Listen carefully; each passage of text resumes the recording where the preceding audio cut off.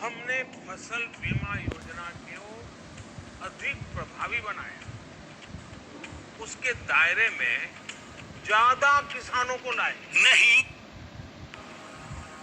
आपकी वफादारी, आपकी आत्मिक जितनी समझ है, उसी रीति के साथ परमेश्वर आपको ब्लेस करता है। आपकी जितनी कैपेसिटी है, आपकी जितनी आपका ड्रम अगर 10 लीटर का है, अगर परमेश्वर 20 लीटर डाल भी देगा तो क्या 20 लीटर हो जाएगा उसमें? बोलो। अगर आपका ड्रम, अगर तेल वाला ड्रम 10 लीटर का है, अगर मैं अपनी इच्छा से 20 लीटर भी डाल दूं उसमें, तो कितना रहेगा उसमें? तो अगर मैं 10 डालूं तो कितना रहेगा? तो मैं 10 डालूं कि 20 डालूं? हम जितना मर्जी परमेश्वर को बोली जाए, परमेश्वर 20 चाहिए, 20 चाहिए, जितना कंटेनर है, जितना समा सकता है उतना ही समाएगा। और फिर क्या करना होता है? फिर हमें क्या करना होता है? जब हम मसीह में नहीं बढ़ते, हमें अपनी लाइफ को चेक करना होता है। हमें ये चेक करना होता है हम किसके अधीन है, क्या पूरी तरह अधीन है या नहीं है। हमें ये चेक करना होता है हमारी प्रार्थना कितनी है। हमें ये चेक करना होता है हमें अपनी कैपेसिटी बढ़ानी होती है, ताकि परमेश्वर उसको देखकर अपने ऑयल को रिलीज करे हमारी लाइफ के ऊपर। क्योंकि परमेश्वर नहीं चाहता कि वो 10 लीटर के कंटेनर में 20 लीटर ऊंढे ले और 10 लीटर नाश हो जाए। वो नहीं चाहता। वो अपने तेल को खराब नहीं करना चाहता, मसे को खराब नहीं करना चाहता। आपकी कैपेसिटी से ज्यादा परमेश्वर आपको नहीं दे सकता। अगर आप 100 किलोमीटर प्रति घंटा की रफ्तार से कार चला सकते हैं, वो आपको ऐसी कार नहीं देना चाहता जिसे आप हैंडल ना कर सकें, जो आपको एक्सीडेंट कर दे। तो स्पिरिचुअली जितने हम ट्रेंड होंगे, स्पिरिचुअली जितने हम एम्पावर्ड होंगे, जितनी हमें नॉलेज होगी, जितनी हमें समझ होगी, जितना हम अधीनगी में रहेंगे, जितना अथॉरिटीज के नीचे रहेंगे, जितना पवित्रताई में, सामर्थ में, प्रार्थना में, उपवास में रहेंगे, जितना हम अभिषिक्त लोगों के साथ संगति में रहेंगे, उतना ही परमेश्वर हमारी कैपेसिटी को बढ़ाएगा। और जब कैपेसिटी बढ़ जाएगी, जब आप 20 लीटर की हो जाएगी, तो वो 20 डाल देगा। आपको एक बारी मांगने की शायद जरूरत भी ना पड़े, वो 20 हो जाए, वो 30 हो जाए। एक दिन अनगिनत होगी। आमीन। ऊंचा तो तुम्हारी कैपेसिटी बढ़ रही है, तुम्हारे बच्चों की, तुम्हारी लाइफ की, तुम्हारे परिवारों की, तुम्हारी चर्चेस की, तुम्हारे वॉलंटियर्स की। आमीन। ऊंचा। मैंने कहा कैपेसिटी बढ़ रही है यीशु मसीह के सामर्थ्य नाम में। हालेलुया। आमीन। मैंने को बताया था कि जब मैं अभिषेक के बारे में आपको सिखाना शुरू करूंगा, आपकी आईज ओपन होंगी। कैसे बढ़ना है, क्यों एक ज्यादा अभिषिक्त है और एक कम अभिषिक्त है, और जब दोनों से मिलते हैं तो दोनों अच्छे हैं, लेकिन एक ज्यादा अभिषिक्त है। बात कैपेसिटी की है, बात इंफॉर्मेशन की है, बात नॉलेज की है, बात समझ की है। जो आत्मिक समझ आप में होती है, उसके अनुसार परमेश्वर आपकी कैपेसिटी को बढ़ाता है। अगर उसको समझ थी तो कहां परमेश्वर ने चल के आना था, फिर अगले दिन पहुंचना था, फिर चंगा करना था, कहीं उसने उसी सेकंड चंगा करवा लिया। बात समझ की है। और परमेश्वर खुश हुआ, वो आनंदित हुआ कि मैंने इजराइल में भी ऐसा विश्वास नहीं पाया। इजराइल में भी अगर ऐसा अथॉरिटी को लोग समझते तो चंगे होते और आजाद होते। बहुत सारी चर्चेस में मैंने देखा है, पास्टर्स के करीब लोग इतने ज्यादा हैं कि पास्टर का मस्सा उनकी जिंदगी में कभी काम नहीं करता।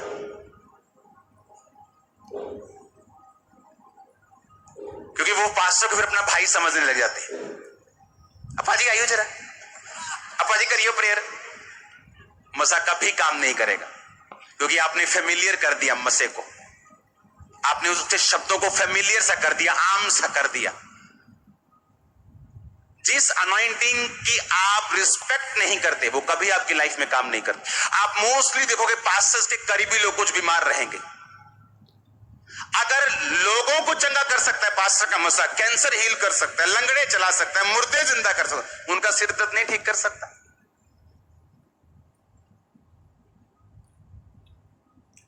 बात पचाने की है। किसी का डाइजेस्ट सिस्टम खराब है, वो शादी में जाता है, खाता है तो वो बेचारा गड़बड़ उल्टियां कर रहा होता है। हाँ, किसी का अच्छा वो फायदा लेता है, यहां प्रोटीन खा लो, मटन खा लो, चिकन। समझ रहे बात मेरी? कुछ लोग तो जिनका हाजमा अच्छा है, वो पास्टर के पास रहेंगे, उतनी ही बात करेंगे जितनी अच्छी हो, और अपनी ग्रोथ करते रहेंगे। उनको समझ है कि ये प्रिविलेज है, ये मौका है, ये ब्लेसिंग है, इसे ले लो।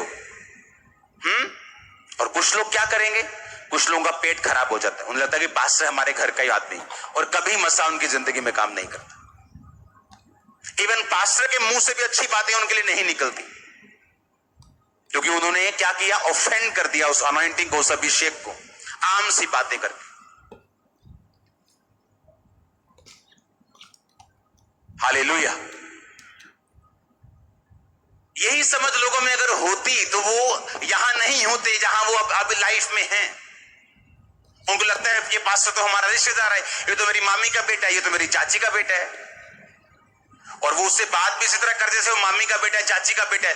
लेकिन हमें ये नहीं मालूम कि वो मामी का बेटा तुम्हारा इस संसार में है, स्वर्ग में कुछ और चल रहा है भाई। वो तुम्हारा अगुआ है, वो तुम्हारा मूसा है, तुम्हारा एलिया है, तुम्हारा अलीशा है।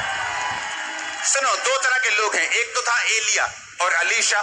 बाइबल कहती अलीशा जब तक एलिया स्वर्ग में नहीं गया उसके हाथ पांव धुआता था। वो इस तरह नहीं चल रहा था कि हाँ एक तो बाद अब अपना ही है नंबर, ऐसे नहीं चल रहा था। हाथ पैर धुलाता था, कोई उसको टेंशन नहीं थी, कोई लालच नहीं था कि मैं इसके बाद बनना है, मुझे बनना है। मोस्टली आप लोग देखते हो कि जब परमेश्वर किसी को खड़ा करता तो वो कहीं से भी कर देता है, जो पास के करीब होता केवल वो खड़ा नहीं होता। क्यों? क्योंकि उससे ऐसा लगता है कि मैं हूं, इसलिए वो खड़ा नहीं हो पाता, परमेश्वर को खड़ा नहीं करता। जैसे गेहजी, उसे लगता है कि मैं हूं, मैं बहुत समझदार हूं। एलीशा ने पूछा जिस घर में हम रुके, जो औरत ने मेरे लिए कमरा बनवाया है, एक मेज बनवाई है, यहाँ दीवट बनवाया है, कुर्सी बनवाई है, इसको क्या चाहिए पूछ, मैं राजा से इसकी बात करूं क्या? कहता नहीं नहीं, इसको मुंडा है नहीं, इसके पास बेटा नहीं। उसे सब मालूम था गेहजी को। एलीशा को भी जो चीज मालूम नहीं थी उसको मालूम थी। क्यों?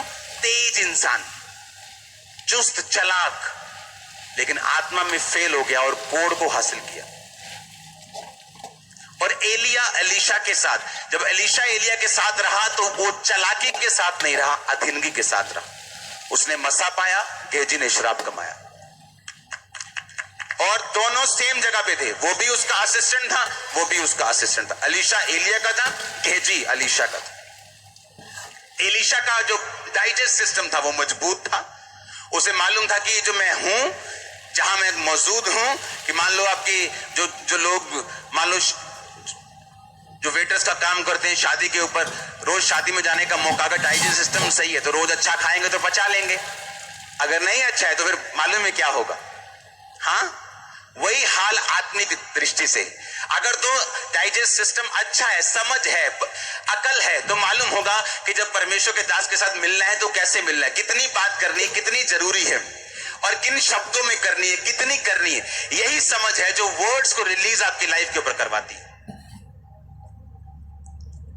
हालेलुया। क्योंकि परमेश्वर पक्षपात नहीं करता। वो नहीं चाहता एक आदमी के पास लंगड़े चलाने का मसा हो और दूसरा सिरदर्द के लिए सिरदर्द ले जाए, उसको सिरदर्द हील करने के लिए मुश्किल हो जाए, उसको लोगों की छोटी सी बीमारी हील करने के लिए 3 दिन रात के रोजे रख के मेहनत करनी पड़े। परमेश्वर नहीं चाहता ऐसा हो। परमेश्वर पक्षपात नहीं करता, लेकिन आपकी समझ के ऊपर निर्भर करता है, ये आपकी अंडरस्टैंडिंग पर निर्भर करता है कि आप आत्मिक चीजों की कितनी समझ आपकी लाइफ में रखते हैं। आमीन, हालेलुया। कितने इन बातों को समझ रहे हैं? यहोशूएल 47 उसकी 1 से 12 आयत को हम पढ़ेंगे अपनी स्क्रीन के ऊपर। फिर वह मुझे भवन के द्वार पर लौटा ले गया, और भवन की देवड़ी के नीचे से एक सोता निकलकर पूरब की ओर बह रहा था। भवन का द्वार तो पूर्व मुखी था, और सोता भवन की दाहिनी और वेदी की दक्षिणी ओर से निकलता था। वह मुझे उत्तर के फाटक से होकर बाहर ले गया, बाहर से घुमाकर अर्थात पूर्वमुखी फाटक के पास उसने पहुंचा दिया। दक्षिणी ओर से जल पसीज कर बह रहा था। जब वह पुरुष हाथ में मापने की डोरी लिए हुए पूरब की ओर निकला, तब उसने भवन से लेकर 1000 हाथ तक उस सोते को मापा और मुझे जल में से चलाया, और जल टखनों तक था। फिर वह 1000 हाथ मापकर उसने जल में से चलाया और जल घुटनों तक था। उसने 1000 हाथ मापकर मुझे जल में फिर चलाया, जल कमर तक था। अब ये वचन आप 12 आयत तक घर में जाके पढ़ लेना। जहां जहां ये सोता गया वहां वहां पेड़ उगे, घने पेड़ उगे, फल देने वाले पेड़ उगे, अंडे देने वाले और अच्छे जंतु उसमें पले, मछलियां पली, जहां जहां ये सोता गया। अब ये है क्या? ये सोता निकला परमेश्वर के घर से और निकला बाहर की ओर, और जैसे जैसे कोई बाहर की ओर बढ़ता गया तो परमेश्वर का जल पहले गिट्टों तक था, फिर घुटनों तक था, फिर कमर तक था, फिर बहने लगा, फिर सिर के ऊपर हो गया, फिर ओवरफ्लो हो गया। आप जैसे जैसे परमेश्वर का काम करते जाएंगे, क्योंकि रूहें आप परमेश्वर के घर में नहीं बचाते हो, आपको मालूम होना चाहिए, बाहर बचाते हो। हाँ, ये तो बचे हुए लोग हैं जो आए, कितने नए होंगे? 5%, 2000, 4000, बाकी तो पुराने हैं या ना? लेकिन बाइबल कहती है वो सोता परमेश्वर के भवन से बाहर बह रहा था, बाहर की ओर। यानी जब आप लोग परमेश्वर के भवन के बाहर जब जाएंगे, जितना आप अन्य जातियों तक, जितना आप अन्य लोगों तक जो मौत के मुंह में हैं, जो परमेश्वर को नहीं जानते, जो परमेश्वर को नहीं समझते, जो आत्मिक मृत्यु की दशा में हैं, जितना जितना आप उन तक पहुंचते जाएंगे, और उसके लिए आपको दूर जाना पड़ेगा। आप परमेश्वर के घर में रह के रूहें नहीं बचाते, आप बाहर बचाते हैं। इवेंजलिज्म, हम घर जाते हैं, गांव गांव जाते हैं, जो रॉ काम करते हैं, इवेंजलिज्म करते हैं, क्रूसेड्स करते हैं, उनमें ज्यादा अभिषेक है दूसरे लोगों से। क्योंकि जैसे जैसे आप अन्य जातियों तक पहुंचोगे वैसे वैसे वो पानी बढ़ता गया, जैसे जैसे आप दूसरे लोगों तक पहुंचते गए वो अभिषेक बढ़ता गया, और एक दिन आपके सिर के ऊपर से यानी ओवरफ्लो होने लगा। मैंने देखा है चर्चिस में जो मेंबर्स 2010 से आ रहे हैं वही मेंबर्स आ रहे हैं, वही 25 लोग। 2 मेंबर कौन बढ़े? जो उन्हीं के बच्चे हुए हैं। हाँ, वहां मसा नहीं होगा।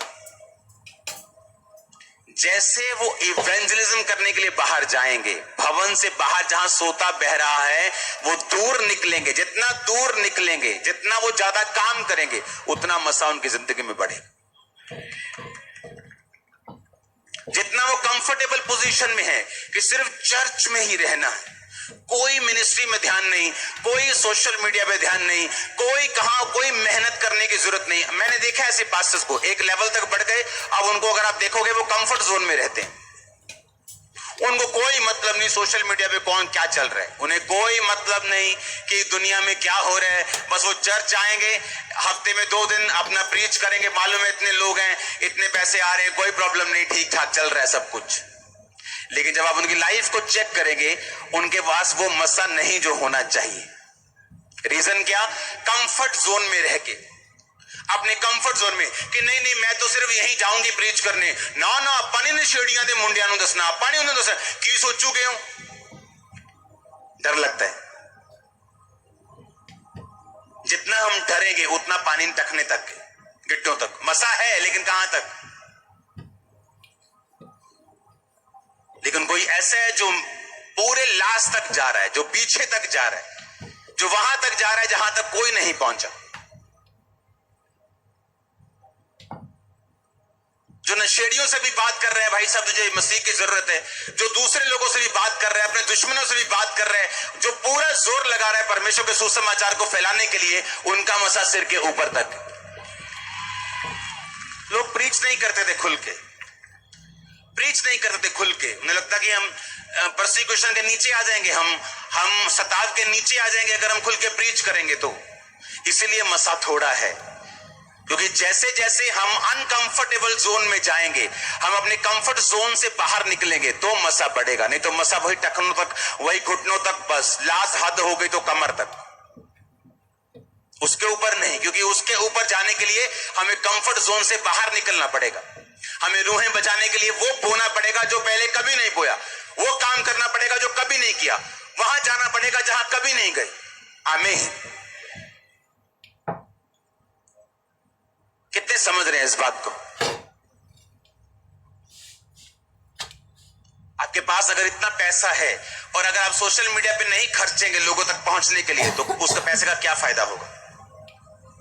क्योंकि आज लोग टीवी पर कम बैठे हैं और सोशल मीडिया पे ज्यादा बैठे हैं। अगर आप लोगों तक घर घर नहीं जाएंगे, जहां जहां आप मेरी बात समझ रहे कि नहीं? क्यों मसा नहीं है लोगों के पास?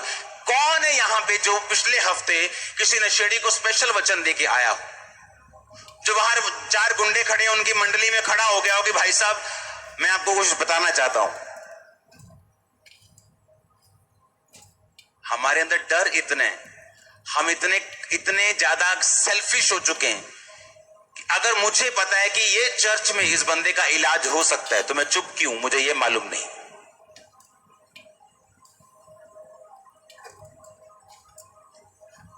लोग मांगते हैं प्रभु मस्सा चाहिए, मस्सा चाहिए, मस्सा चाहिए।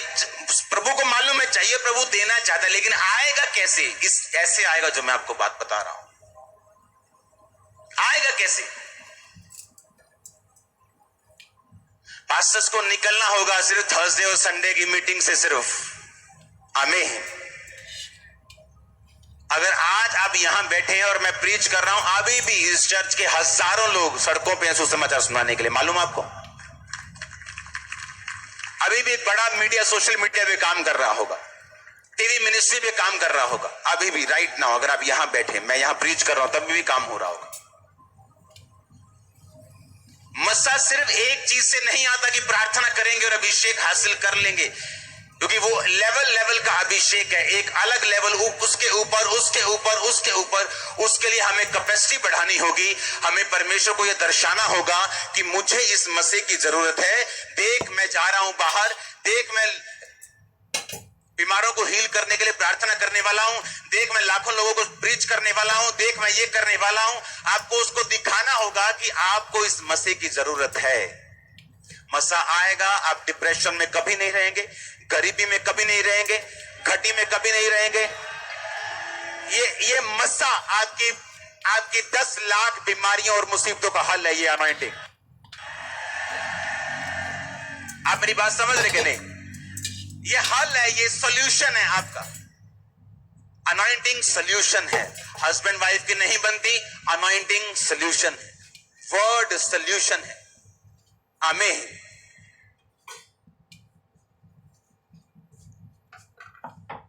उस दिन मेरे को समझ आया कि ठीक है, जब मैं किसी अथॉरिटी के नीचे काम कर रहा हूं तो मुझे उसी अथॉरिटी के नीचे रह के ही करना है। जब प्रभु मुझे भेजेगा तो मुझे अपने तरीके से करना है और प्रभु मेरे साथ होगा। वो नहीं चाहता कि मैं किसी अथॉरिटी को कट करूं और अपना हाथ रखूं। सीखने वाली बात थी। इमेजिन करो अगर यहां पे ऑयल से प्रार्थना कर दी और एक वॉलंटियर उस नुक्कर पे ले हैंड कर रहा है, उस ले हैंड का क्या असर होगा वो आपको मालूम होगा। आमीन। वो मैंने टेस्ट करके देखा हुआ, इसलिए मैं चिंता नहीं करता लोगों की, मुझे मालूम है।